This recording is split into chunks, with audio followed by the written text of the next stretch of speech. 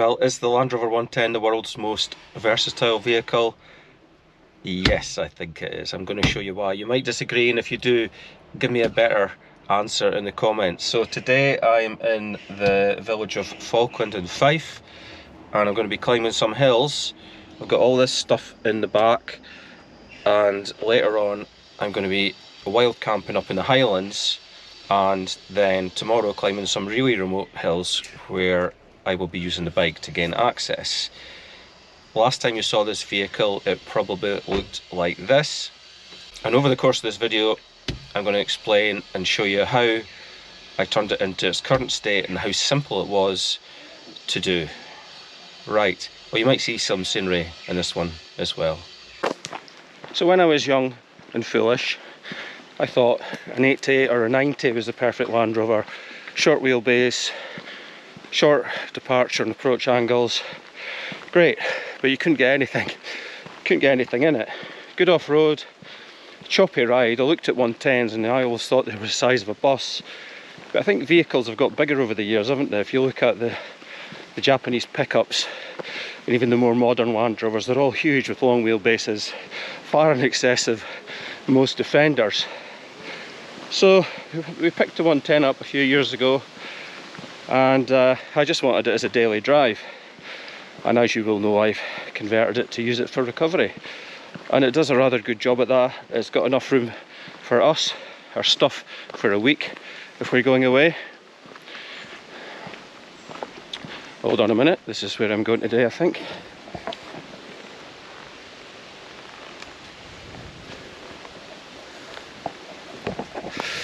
And yeah, it does a fairly good job of recovery. The hybrid does a better job of recovery. It's 100-inch. It's got a little bit of space behind the seats, the front seats, the only seats, because I put a king cab on it. But if you've got any overnight trips with that, you tend to be throwing your luggage in the back in dry bags. So the 110 is a camper. I can get my bike inside or on the roof rack. It's inside just now because I've not got a lock with me and I'm leaving it for the day. And some basic food and provisions, cooking equipment, enough for 1 or 2 nights.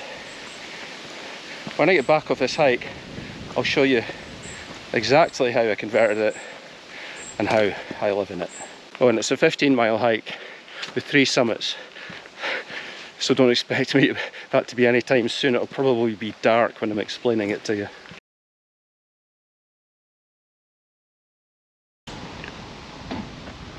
There we go then, 22 rather hot kilometres and 3 summits done today.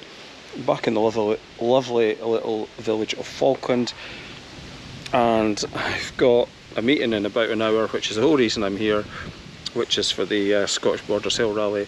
So after that we'll get up the road, find some place to camp, and then I'll show you how this Land Rover suddenly went from being a recovery unit to a camper. Yes, well, I'm parked up a bit later than expected. That's 11:30 at night, and it's where I'm going to be starting tomorrow's hike. So I'm in the back. We've got the 2 jump seats in the back here. I might get myself a little drink before I settle down, but the floor section is there, and I've got an extra floor section that goes here, and believe it or not, that makes a bed long enough for me, and I'm 6'3". I've got 2 bags with me. One has got clothes and stuff in it, the other one has got the bedding in it, and I've only got a 2-season sleeping bag because it is roasting here. That's my food and bits and pieces, and that's my rather over large first aid box, which lives in a Land Rover. So the 2 boxes will go on the front seat, and that'll let me stretch out. Right, cup of tea and then hit the sack, I think, and get some stuff charging for tomorrow. Morning! 7 hours sleep, turned over a couple of times. The A9 is only about 100 metres away. It's surprisingly quiet at night, absolutely dead. Right, porridge, coffee, and we'll have a look around. Right, let's have a quick look around before I set off on my adventure today. So first of all, outside, Got my fresh water supply, courtesy of a Swiss Army bag. These are great, better than jerry cans, don't leak. I had to put the bike outside last night, that wasn't an issue, apart from the fact it rained most of the night. Around this side, we've got a canopy that I've refitted to this after being off for a few years.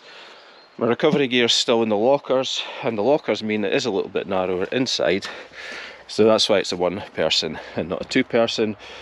But everything's back in here and ready for the drive home, so I just need to chuck the bike back in, and that's my extra bit of floor which goes to make a comfortable bed. And I did have a good 7.5 hours sleep last night, although despite it being warm I was a little bit cold in the morning because the two-season sleeping bag really isn't up to the job in the Highlands, and I should have remembered that. Right, I'm off on my adventure up to a couple of remote hills. It's an 18-mile bike and hike. See ya. I'm back. 7 hours in the hills today. Plenty of time to think about my statement, and I stand by it. Plenty of times for other things as well, like my other activities and enjoying the amazing scenery. However, the Land Rover 110 is the most versatile vehicle on the planet. And this is only the van body. You get a pickup, a flatback, a station wagon, a high capacity pickup, all sorts of things. Fire trucks, ambulances, you name it. Discuss, let me know what you think.